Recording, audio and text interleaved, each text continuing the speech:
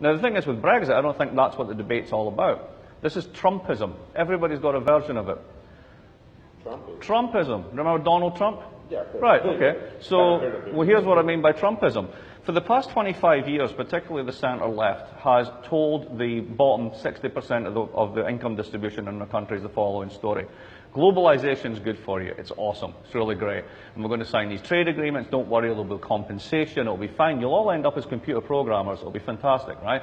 And by the way, we don't really care because we're all going to move to the middle because that's where the voters are. And they're the people with money and they're the ones that we really care about. So you get this shift under Schroeder. You get the same thing under Blair to New Labour, whatever. And you make that move. And you basically take the bottom 30% of the income distribution and say, we don't care what happens to you.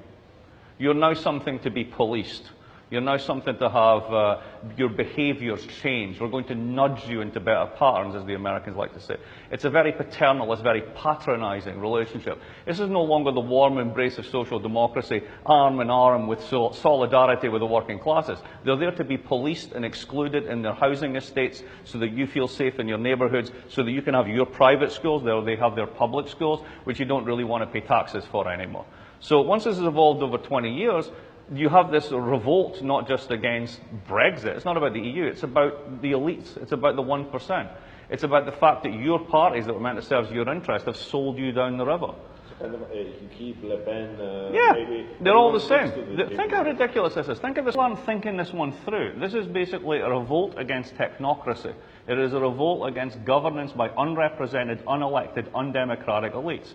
And having had a government where every single district in your country says no chance, 61% say no chance, and then the result is we're going to do it anyway, you're basically proving to people that democracy is irrelevant. So this is global Trumpism.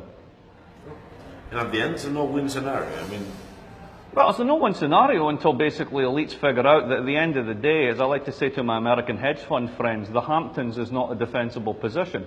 The Hamptons are a very rich area on Long Island that lie on low-lying beaches. Very hard to defend a low-lying beach. Eventually, people will come for you.